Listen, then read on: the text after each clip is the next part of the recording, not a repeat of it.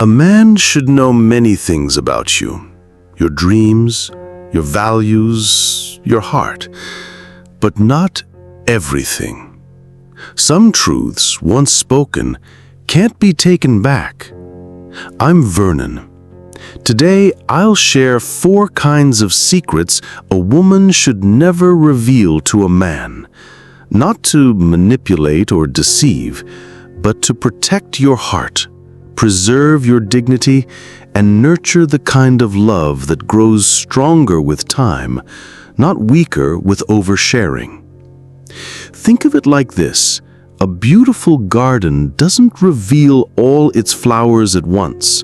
Some bloom in spring, others in summer, and the most precious ones wait for exactly the right moment.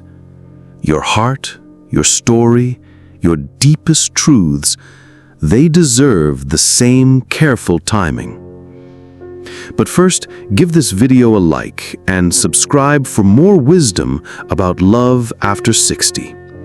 Your support means everything to me, and it allows me to bring you more stories, strategies, and encouragement to help you create the love and life you truly deserve. We'll start with a secret many women reveal without realizing the cost. It's a truth about your past that can make a man question your heart in the present, and once it's out, you can't take it back. Number 1. Deep resentments about past partners. The first secret you should guard carefully is your deep resentments about past partners. Now, I'm not saying you should pretend your past doesn't exist. That would be dishonest and impossible. But there's a vast difference between acknowledging your history and unpacking every wound, every betrayal, every moment of heartbreak. When we've been hurt, especially deeply, there's a natural urge to share that pain with someone new who seems trustworthy. It feels like vulnerability, like opening up. But here's what I've observed. When you lead with your wounds, you're not leading with your strength. You're not showing him who you are. You're showing him who someone else made you. Through a mutual friend, I got to know my neighbor, Mia, a vibrant 62-year-old with a warm laugh that could fill a room. But behind that warmth was the memory of a painful divorce after 30 years of marriage to a man who'd been unfaithful, dismissive, and emotionally absent. When Mia stepped back into the dating world, her commitment to being completely honest led her to share these wounds as early as the 2nd or 3rd date. I don't want to hide who I am. I want him to understand what I've been through. But what happened was heartbreaking to watch. Good, kind men would listen with compassion, but then they would start to see her through the lens of her pain. Instead of seeing the accomplished artist, the loving mother, the woman who had rebuilt her life with courage, they saw someone stuck in the past. One man even told her, gently, that he felt like he was competing with ghosts. Don't wait. Share this with a friend today who needs to hear these words. The truth is, when we share our deepest resentments too early or too extensively, we're asking a new person to carry the weight of someone else's failures. That's not fair to them, and it's not fair to you. It changes the energy of your connection from possibility to problem solving. This doesn't mean you hide significant parts of your history forever. If a relationship develops into something serious, of course there will be conversations about your past. But timing matters. Context matters. And most importantly, how you frame these experiences matters. Instead of sharing your resentments, share your growth. Instead of detailing what your ex did wrong, mention what you've learned about what you need. Instead of painting yourself as a victim of your past, present yourself as the author of your future.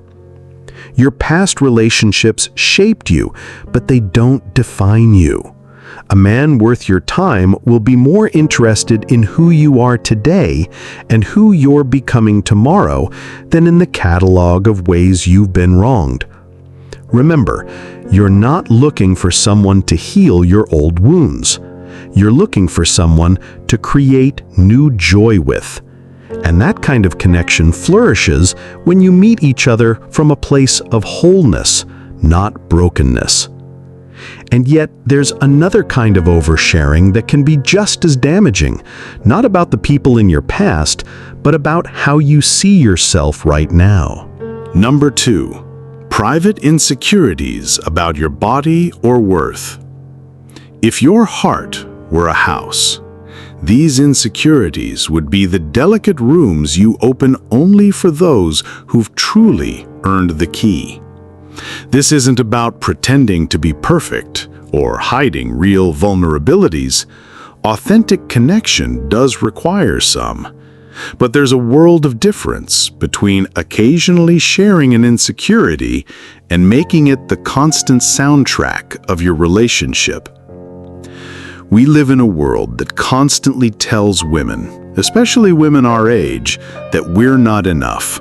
Not young enough, not thin enough, not smooth enough, not firm enough.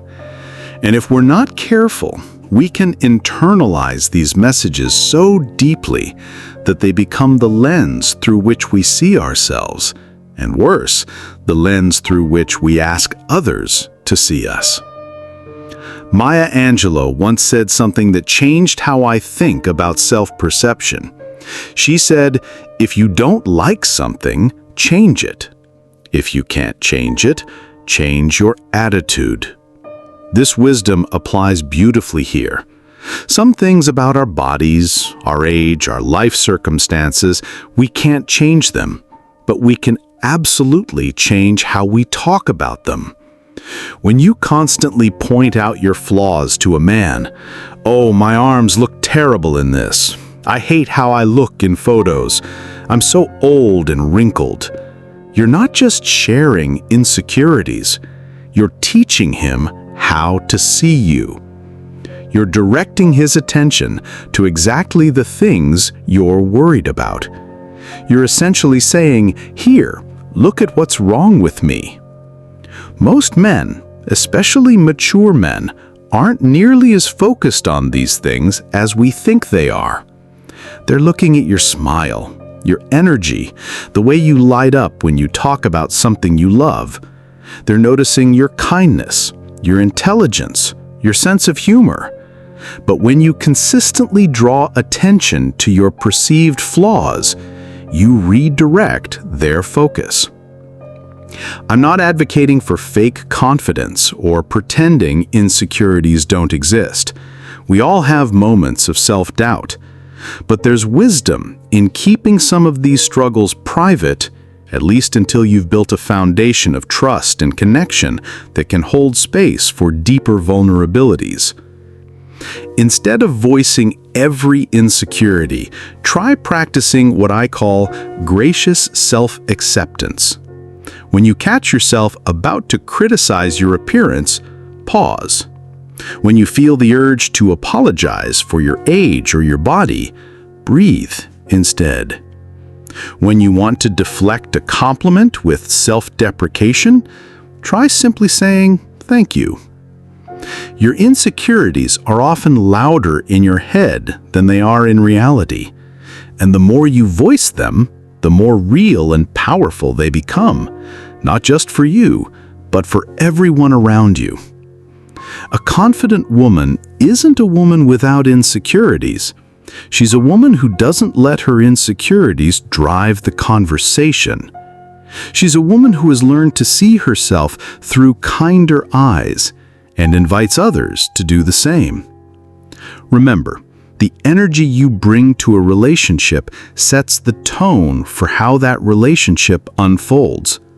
When you approach love from a place of self-acceptance rather than self-criticism, you invite a completely different kind of connection.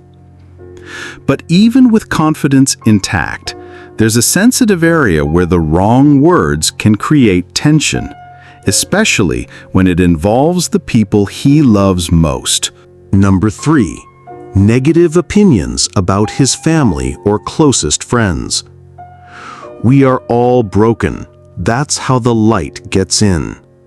These words by Leonard Cohen remind us that everyone has flaws, including the people closest to the man you care about. But here's the third secret you should guard carefully: your negative opinions about his family or closest friends. This one requires tremendous wisdom and emotional intelligence, because there will be times when you genuinely see red flags or concerning behaviors in the people he loves. The question isn't whether you'll have opinions, you will. The question is when, how, and if you should share them. I once volunteered alongside Daisy, a wise 68-year-old woman who learned this lesson the hard way. When she met Robert, she was enchanted by his kindness, his humor, and his generous spirit. But after a few months of dating, she began to notice some troubling patterns with his adult daughter, Sarah. Sarah would call Robert at all hours with dramatic crises that always required his immediate attention and often his financial help. She would make cutting remarks about any woman Robert dated, including some very pointed comments about Daisy's age and appearance. She was manipulative, demanding, and seemed determined to keep her father isolated. Daisy, coming from a place of genuine concern, began to share her observations with Robert. "I think Sarah takes advantage of your kindness," she would say. "Have you noticed how she always has a crisis when we have plans? I don't think she wants you to be happy with anyone." What Daisy didn't realize was that every comment, no matter how gently delivered, was creating a fracture in Robert's heart. He loved his daughter deeply, despite her flaws.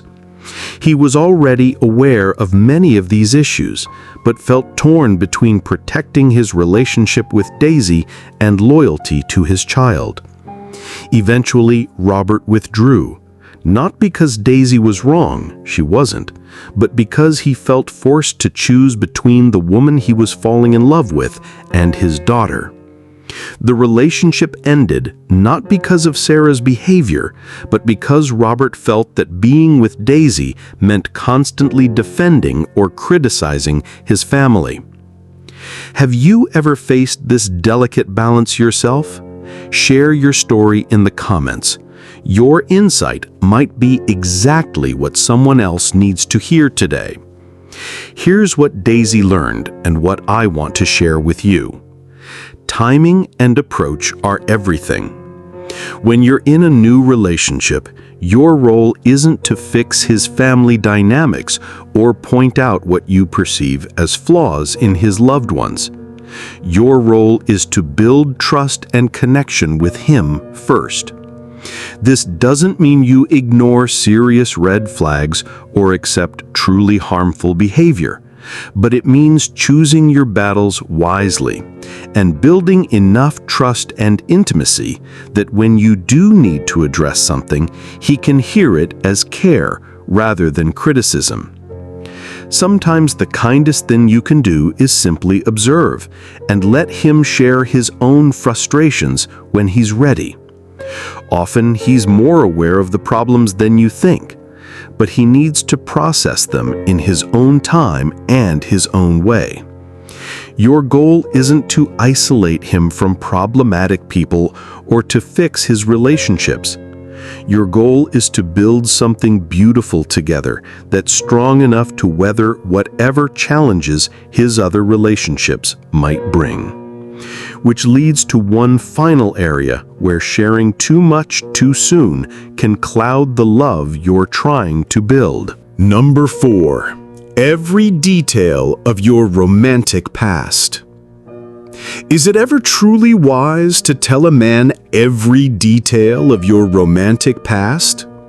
I want to tread carefully here, because in a committed relationship, being truthful about the meaningful parts of your past matters. But there's a big gap between healthy honesty and handing over a blow-by-blow account of every romantic chapter you've ever lived through. Your romantic past is part of your story, but it doesn't need to be the opening chapter of your new relationship. When we share too much too soon about previous partners, their names, what they were like in bed, why each relationship ended, what you loved or hated about them, we're essentially inviting ghosts into our present. Think about it this way. When a man is getting to know you, he wants to fall in love with you, not with the idea of competing with a parade of previous partners. He wants to discover what makes you laugh, what makes you feel passionate, what makes you feel safe. He doesn't need to know that your second husband was a better kisser, but your first boyfriend was more romantic. Every time you reference a past partner, especially in comparison to him, you're pulling him out of the present moment and into your history. Instead of focusing on the connection you're building together, he's wondering where he ranks, what he lacks, or what he needs to compete with. So if this resonated with you, save this video now so you can revisit these insights whenever you need a reminder. Sometimes the right words at the right time can protect a heart for years to come. This is especially important for women our age because we have more history than younger women. We've loved before, sometimes deeply and for decades. We've been married, divorced, widowed. We've had meaningful relationships that shaped us. And while this experience is one of our gifts, it can also become a burden if we're not thoughtful about how we share it. The key is to share your growth and lessons without sharing every detail of how you learned them. You can say, "I've learned that I need a partner who communicates openly," without explaining that your first husband was silent and your second husband was explosive. You can express that physical affection is important to you without comparing his touch to anyone else's. Your past relationships taught you what you need, what you won't tolerate, and what makes you happy. Those lessons are valuable. The specific details of how you learned them are often not necessary and can actually create unnecessary complexity in your new relationship. You're not hiding your past, you're choosing to lead with your present and your future. You're not being dishonest, you're being selective about what serves your current connection. The poet Rumi wrote, "Let yourself be silently drawn by the strange pull of what you really love. It will not lead you astray." When we focus on what we're building together rather than what we've left behind, we allow ourselves to be drawn into deeper, more authentic connection. Protecting these parts of your story doesn't make you dishonest. It makes you wise. So there you have it, beautiful souls. 4 secrets that wise women keep close. Your deep resentments about past partners, your private insecurities about your body or worth, negative opinions about his family and closest friends, and every detail of your romantic past.